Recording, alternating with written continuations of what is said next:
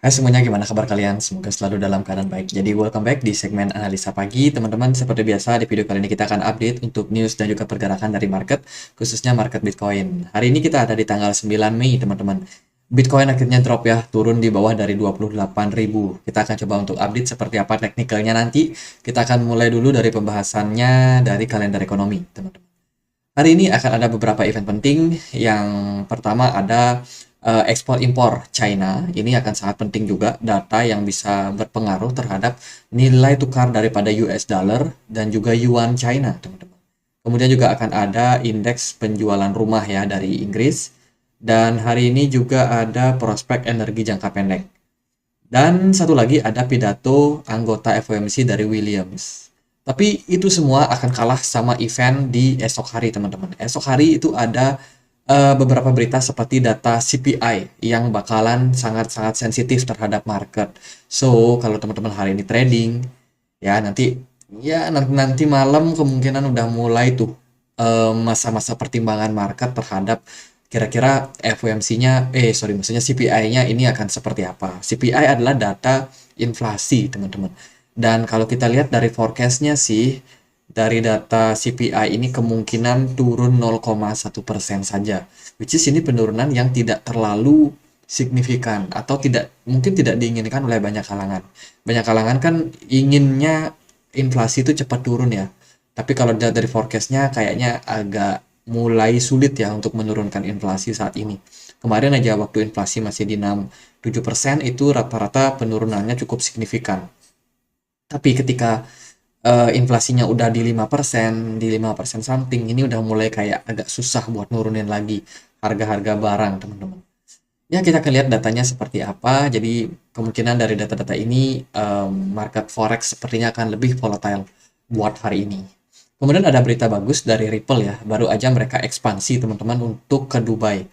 Jadi Ripple sendiri adalah perusahaan yang kita tahu dia udah cukup lama berada di market crypto, which is sekarang ketika mereka banyak sudah melakukan ekspansi di negara-negara besar seperti Amerika, beberapa negara Eropa juga, teman-teman. Dan sekarang dia mengepakkan sayapnya ke Middle East atau ke Timur Tengah.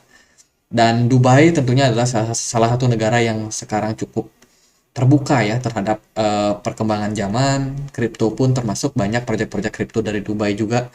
Dan Ripple sekarang ya meskipun dia ada kasus sebenarnya dengan SEC, teman-teman, tapi dia tetap untuk improve buat komunitas mereka, buat perkembangan proyek mereka, dan mereka akhirnya memutuskan untuk ekspansi ke Dubai.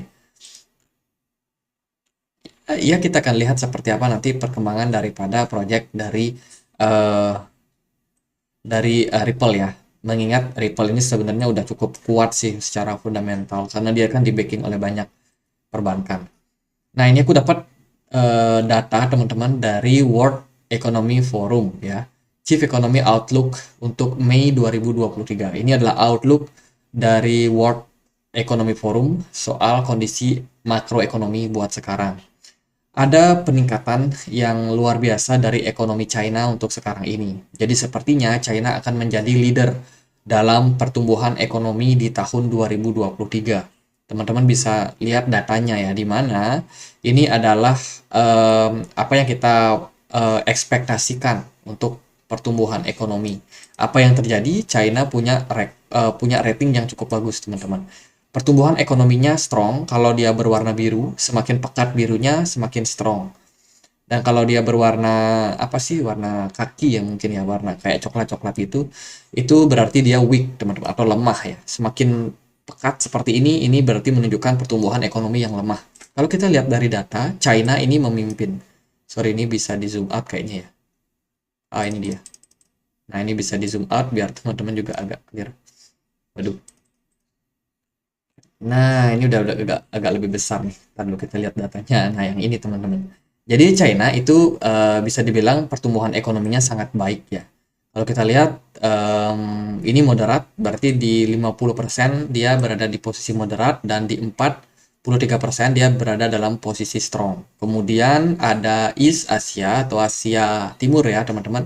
Itu termasuk Jepang, Korea, kemudian mungkin negara-negara Pasifik juga. Itu juga pertumbuhannya sangat bagus.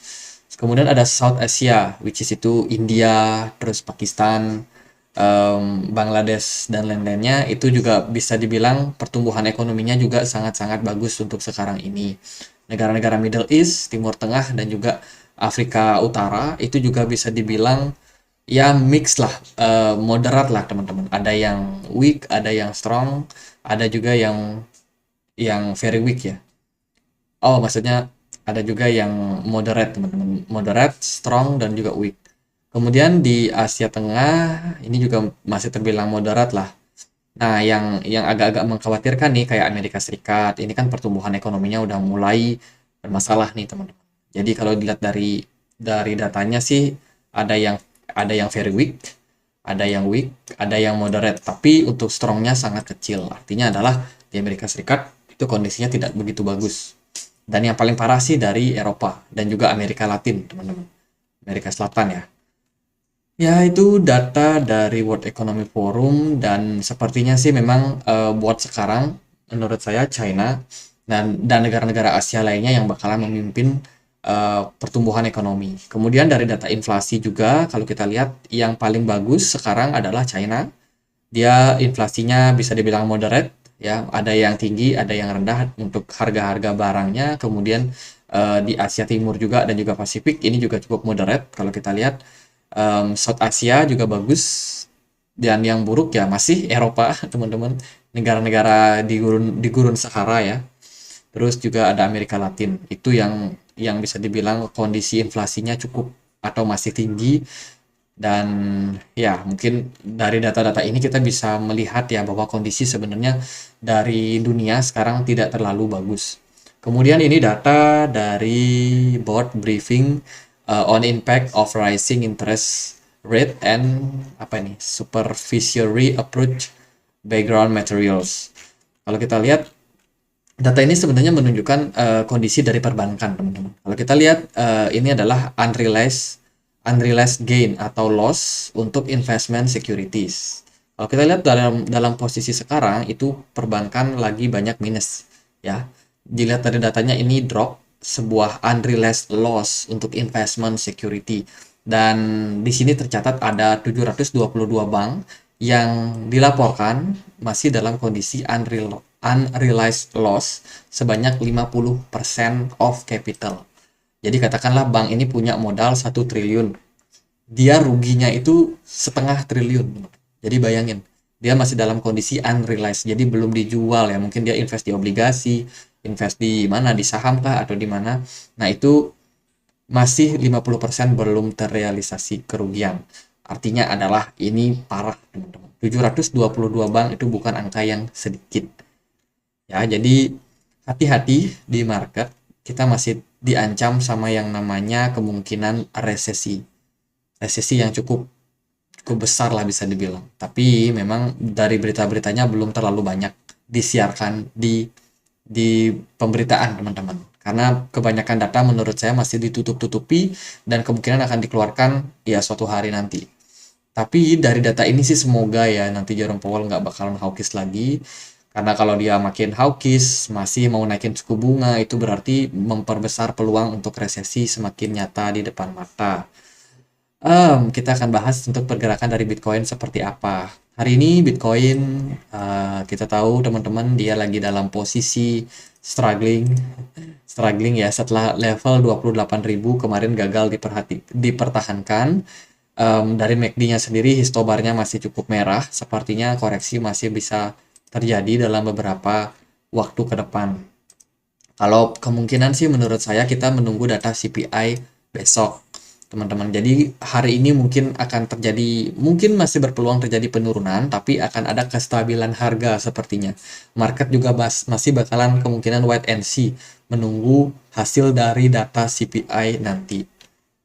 Sementara kalau dari time frame 4 jam pergerakannya ini udah mulai lebih jelas ya bahwa Bitcoin peluangnya sepertinya lebih besar untuk turun, teman-teman. Kalau kita perhatikan memang posisi Bitcoin di sini adalah higher low, di sini higher low, dan kemungkinan kita bisa aja kembali turun teman-teman sampai kisaran 25.600, level yang masih cukup misterius. Apakah akan dikunjungi atau enggak, ini terlihat semakin nyata.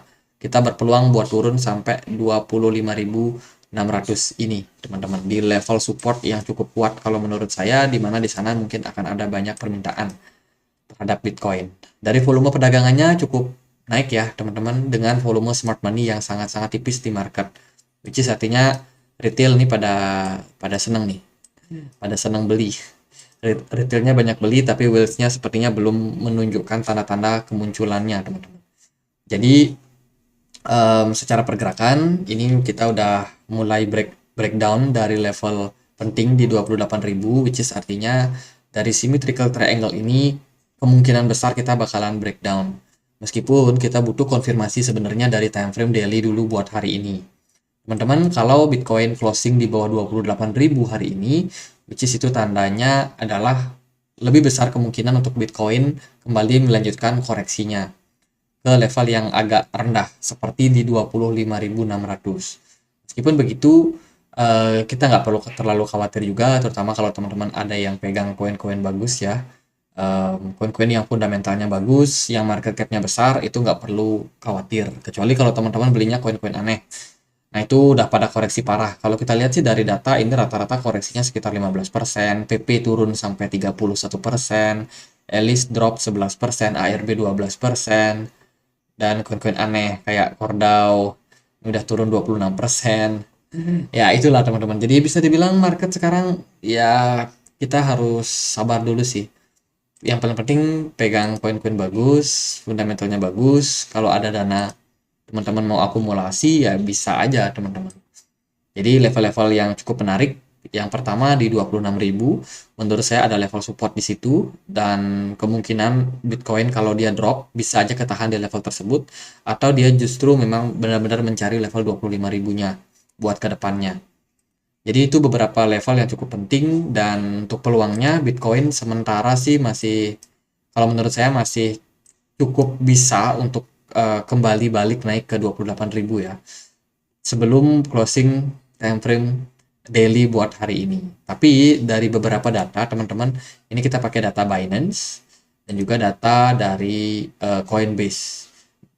Secara pergerakan di chart Coinbase ini agak turun ya, Bitcoin agak turun. Sementara kalau dari chartnya Binance lebih tetap kuat teman-teman. Tapi dari indeksnya justru Bitcoin kelihatan agak kuat. Jadi bisa dibilang Bitcoin sekarang ada di kisaran harga 27.700 dilihat dari indeksnya. Tapi kalau dari Binance, dari chart Binance itu Bitcoin ada di kisaran harga 27.400. Jadi ada ketidaksinkronan harga untuk sekarang. Ini kita nggak tahu pasti nih pakai data yang mana. Tapi kalau saya sih pakai yang indeks aja. Kemungkinan kalau indeksnya masih bisa menguat ya itu masih cukup bagus. Tapi kalau ternyata Bitcoin closingnya di bawah dari 28.000 ya siap-siap aja kembali turun ke 26.000 atau yang lebih parah ke 25.000. Nah, emas kemarin agak menguat teman-teman, tapi penguatan yang terjadi sepertinya sih belum terlalu meyakinkan. Kalau menurut saya peluang emas buat naik rasa-rasanya mungkin akan agak sedikit struggling. Sementara itu, indeks dolar masih bergerak sideways.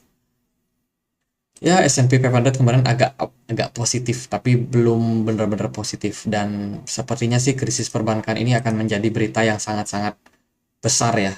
Impact-nya bisa sangat-sangat terasa terhadap market. Gitu aja deh pembahasan buat kali ini. Ada beberapa news yang cukup penting. Semoga dapat insight-nya teman-teman. Dan sekian aja akhir kata saya Andre. Makasih.